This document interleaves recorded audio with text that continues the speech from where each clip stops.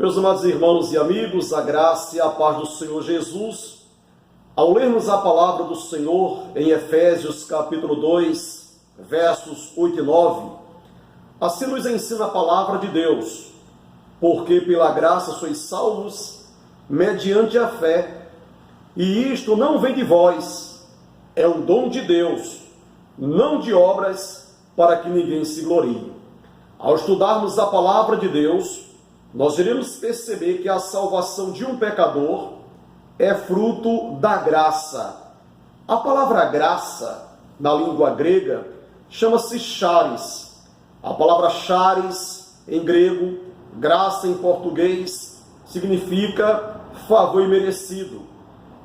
Então, nenhum de nós, nem eu, nem você, nenhum de nós que somos pecadores, somos merecedores do perdão, da salvação de Deus, do céu de Deus, da vida eterna oferecida por Deus. Mas a Bíblia diz que Deus, pela sua graça, Deus, pela sua bondade, Deus, pela sua misericórdia, decidiu, pela sua livre vontade, salvar pecadores. Mas é lamentável que ao longo da história da humanidade, os homens criaram e continuam criando meios para tentarem comprar, pagar pela salvação de Deus, pelo perdão de Deus. Este ano, no dia 30 de outubro, a Reforma Protestante irá completar 500 anos, né? E certamente os irmãos estão estudando de que forma, né, a religião desviada da palavra de Deus negociou, vendeu a salvação de Deus durante um período de aproximadamente 1000 anos. Mas eu não quero tratar neste vídeo sobre as indulgências vendidas durante o período da Idade Média. Eu quero tratar aqui sobre 3 meios de escapes que os homens criaram e eles estão auto-enganados, pensando que esses meios que eles criaram irão apaziguar o coração de Deus, irá desviar a ira de Deus das suas vidas. Pensam eles que esses meios irão contribuir para a sua salvação, para a sua redenção, para a sua justificação ou absolvição perante os olhos de Deus. Se você acessou ou assistiu o nosso vídeo anterior, nós fizemos um comentário de Apocalipse capítulo 20, de 11 a 15, e a Bíblia é muito clara em declarar que há um tribunal, um julgamento, agendado no tempo de Deus, no Kairos de Deus. E a Bíblia diz que todos os pecadores irão comparecer perante esse tribunal. E a Bíblia diz nesse tribunal, que é denominado como Tribunal do Grande Trono Branco, haverá ali alguns livros. Não quero entrar no mérito da questão se os livros mencionados no Apocalipse são literais ou não. Mas a Bíblia diz que nesse tribunal, que será presidido pela própria pessoa do Senhor Jesus, haverá alguns livros. E dentre os livros que lá estará o livro da vida do Cordeiro. E é interessante observar que a Bíblia diz que quando Jesus for julgar a humanidade, ele não irá proferir um veredito de forma assim coletiva. Vocês estão salvos ou vocês estão condenados? Não. A Bíblia diz que cada pecador, um a um por um, irá comparecer diante do Senhor Jesus. E a Bíblia diz lá no Apocalipse que o livro da vida do Cordeiro será aberto e o nome do pecador será procurado neste livro. E a Bíblia é muito clara em afirmar: se o nome de alguém não for achado inscrito no livro da vida do Cordeiro, tal pessoa será lançada dentro do lago de fogo. A Bíblia apresenta o lago de fogo como a segunda morte. Embora nós tenhamos aqui falado, sobre a morte espiritual, morte física e morte eterna, que a morte espiritual é a separação no presente do homem com Deus. Então, todo ser humano vivo, biologicamente aqui nesta terra, que ainda não se converteu a Jesus, não sou eu que estou dizendo isso da minha cabeça, mas é a Bíblia que diz que todo homem, que toda mulher, todo pecador que ainda não se converteu ao Senhor Jesus, nesta vida, nesta terra, essa pessoa está morta espiritualmente. O que vem ser a morte espiritual? A morte espiritual é a separação do homem na presente vida com Deus. Então, todo ser humano que ainda não nasceu de novo, todo homem, toda mulher que ainda não aceitou Jesus como Salvador, biblicamente, essa pessoa está morta espiritualmente. Mesmo que essa pessoa fale, ande, mesmo que essa pessoa trabalhe, viaje, vá, volte, a Bíblia diz que o ser humano sem Deus, sem Cristo, o ser humano sem Jesus na vida está morto espiritualmente. Mas a Bíblia faz menção da morte física ou biológica. É a separação da alma do corpo. Então, quando a alma sai do corpo do homem ou da mulher, para não mais voltar, então, biblicamente, essa pessoa, perante os olhos de Deus, é declarada morta fisicamente, biologicamente. E a morte eterna, ela acontecerá no futuro, quando ocorrer o julgamento do grande trono branco. E muitas pessoas neste mundo creem nessa verdade, creem, outros não creem. Alguns são céticos, são incrédulos. Mas algumas pessoas que creem que a vida do homem, que a vida da mulher, que a vida do pecador não terminará com a morte física, com a morte natural ou biológica. Então, muitas pessoas têm criado, os homens criaram alguns meios, alguns paliativos, tentando o quê? Comprar o perdão de Deus, comprar a salvação de Deus. Pessoas que querem escapar da ira, do juízo, da condenação eterna, por meios criados por elas e não por Deus. E eu quero neste vídeo apresentar para você 3 meios de escapes que os homens criaram tentando apaziguar o coração de Deus ou tentando fugir da ira de Deus ou da condenação eterna e até tentando comprar Deus, com esses meios. O primeiro meio chama-se a caridade. É isso aí. A caridade, as boas obras, a ação social ou a filantropia. Pessoas que pensam que pela sua suposta bondade de ajudarem pessoas pobres ou carentes, pessoas pensam que pelo fato delas ajudarem financeiramente, ou com alimento, com roupa, com calçado, creches, orfanatos, manicômios, pensam que através da prática da caridade irão se redimir diante de Deus.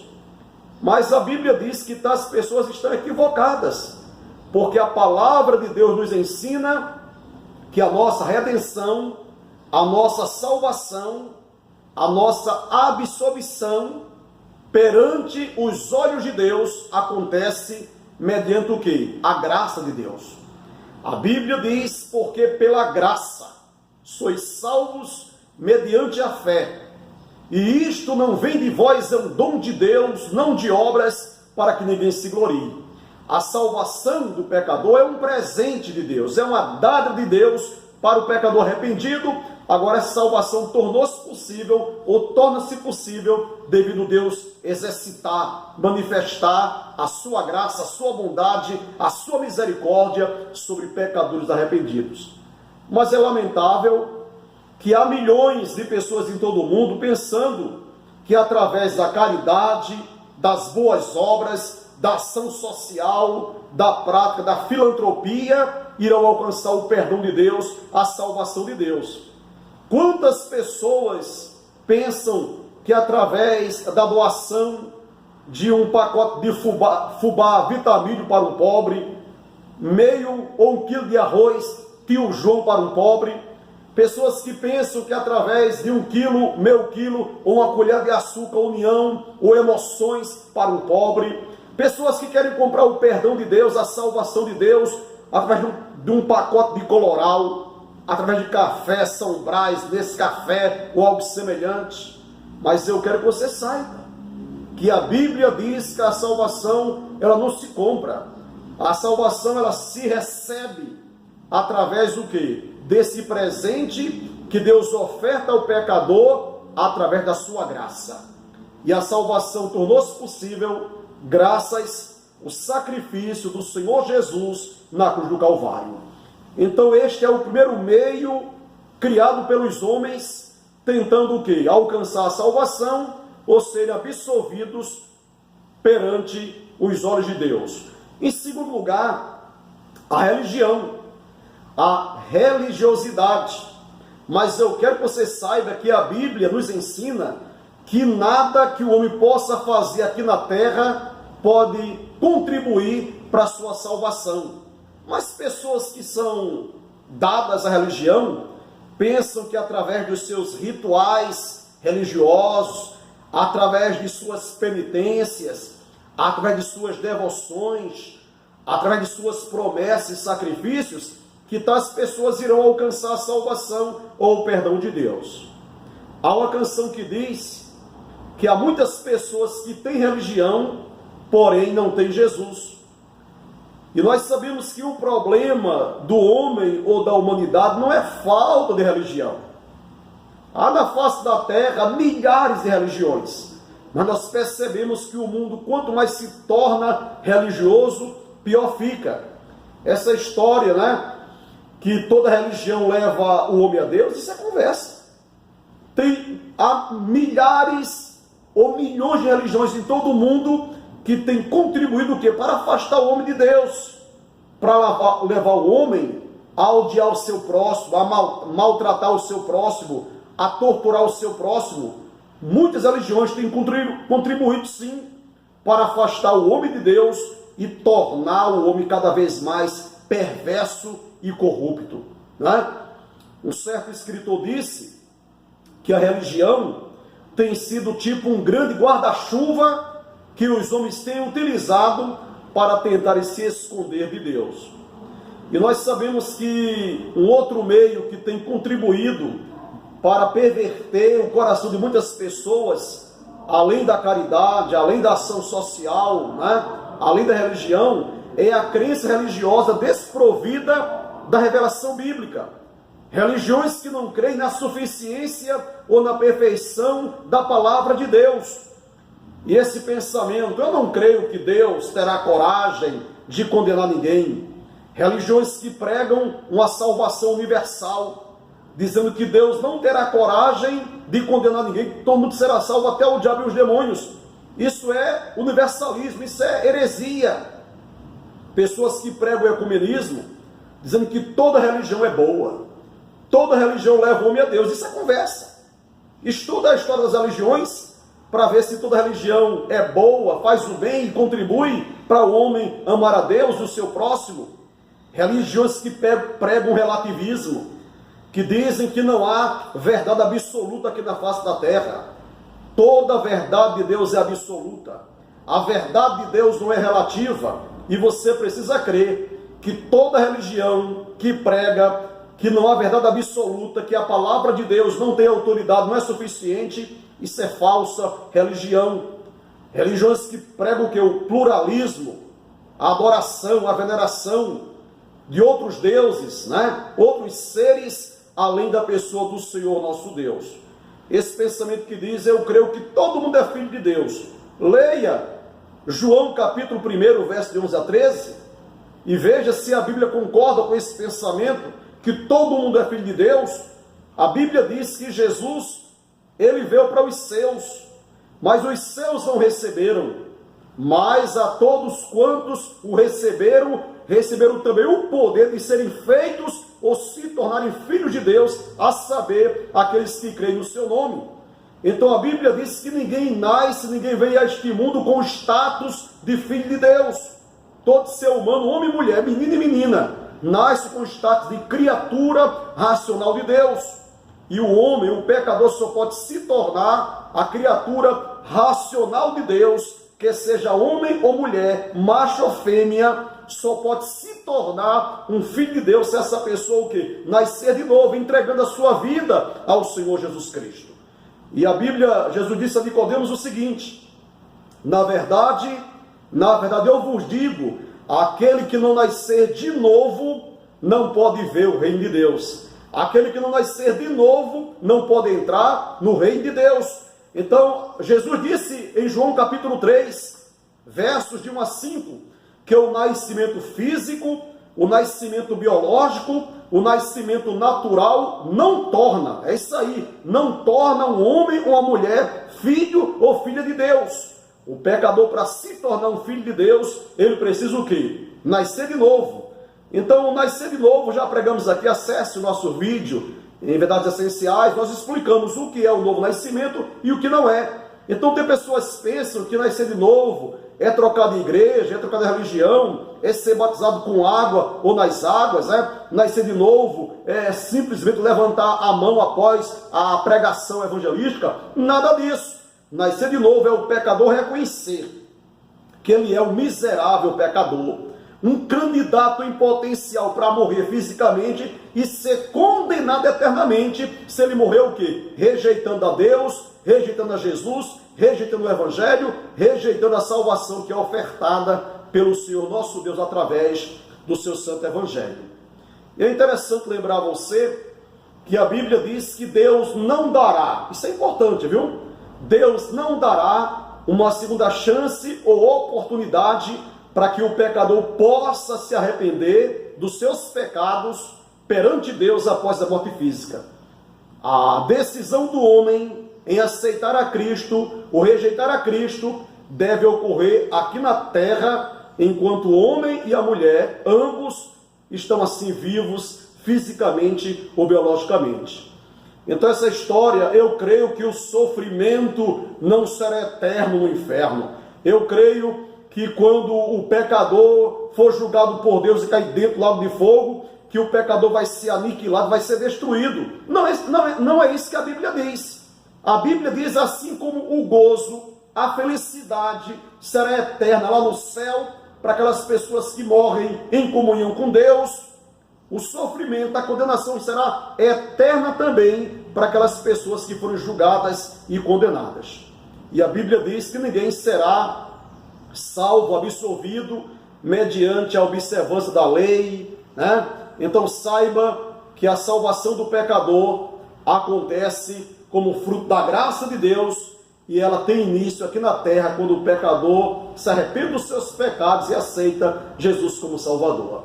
Então, diante do que foi dito, eu quero concluir esta palestra dizendo para você o seguinte, que a experiência religiosa do homem é incapaz de proporcionar-lhe salvação eterna. É incapaz de proporcionar-lhe paz e comunhão com Deus. A religião pode proporcionar ao homem um vazio existencial profundo, né? Fizemos aqui menção de um pensamento de um filósofo francês, chamado Schopenhauer. O Schopenhauer, ele disse uma coisa interessante. Ele disse que dentro de todo homem há um vazio do tamanho de Deus, e só Deus pode preencher este vazio. Meu amado ouvinte da palavra de Deus, Jesus Cristo é o único meio de salvação para a sua vida. Jesus veio ao mundo para libertar o homem do pecado. Jesus veio ao mundo para libertar o homem do diabo. O Senhor Jesus é o único mediador entre Deus e os homens. O Senhor Jesus é o único libertador do pecado original na vida do ser humano. O Senhor Jesus é a única porta que dá acesso ao céu. Ele disse: eu sou o caminho, eu sou a verdade, eu sou a vida. Ninguém vem ao Pai a não ser por mim. Jesus é o único meio de escape da futura condenação eterna. Em João 5,24, Jesus disse: na verdade eu vos digo, todo aquele que ouve a minha palavra e crer naquele que me enviou, tem a vida eterna. Não entrará mais em juízo, mas passou da morte para a vida. Jesus que disse, em João 5,24. Leia também Romanos capítulo 8, versículo 1, quando o apóstolo Paulo disse: agora, pois, já nenhuma condenação há para aqueles que estão em Cristo Jesus. E eu quero dizer para você o seguinte, que a salvação que Deus nos oferece é através da perfeição do Senhor Jesus, que essa salvação foi planejada na eternidade. Ela é garantida pela preciosa eleição de Deus, pela sua livre vontade. Deus decide salvar, libertar aqueles que são seus. A salvação é baseada na obra expiatória do Senhor Jesus. A salvação é aplicada na vida do pecador através da ação do Espírito Santo. A salvação é iniciada em nós, pecadores, no ato da regeneração. A salvação é proclamada pelo chamado do Evangelho. Por isso que disse Jesus: ide por todo mundo e pregai o Evangelho a toda criatura. Quem crê e for batizado será salvo, porém quem não crê será condenado. A salvação é evidenciada pela fé e arrependimento à pessoa do Senhor Jesus. A salvação é declarada na justificação de Deus à vida do pecador, porque diz a Bíblia em Romanos 5:1: justificados, pois, mediante a fé, temos paz com Deus, mediante o Senhor Jesus Cristo. A salvação de um pecador é comprovada na santificação, porque diz a Bíblia que todo aquele que é nascido de Deus não vive na prática do pecado. A salvação é continuada pela preservação na poderosa graça de Deus. É pela graça de Deus que nós chegaremos ao céu. Fomos salvos pela graça, somos mantidos pela graça e chegaremos no céu pela graça de Deus. A salvação será consumada na glorificação, quando o Senhor Jesus vier em glória para arrebatar a sua igreja, homens e mulheres, judeus e gentios, que foram alcançados pelos efeitos poderosos da suficiência do sacrifício do Senhor Jesus Cristo na cruz do Calvário. Que Deus abençoe sua vida. Se você foi abençoado, abençoada com esta mensagem, queira aí curtir, compartilhe com outras pessoas, procure se inscrever no nosso canal Verdades Essenciais da Fé Cristã, e desejamos que Deus continue falando ao seu coração. Seja abençoado em nome do Senhor Jesus.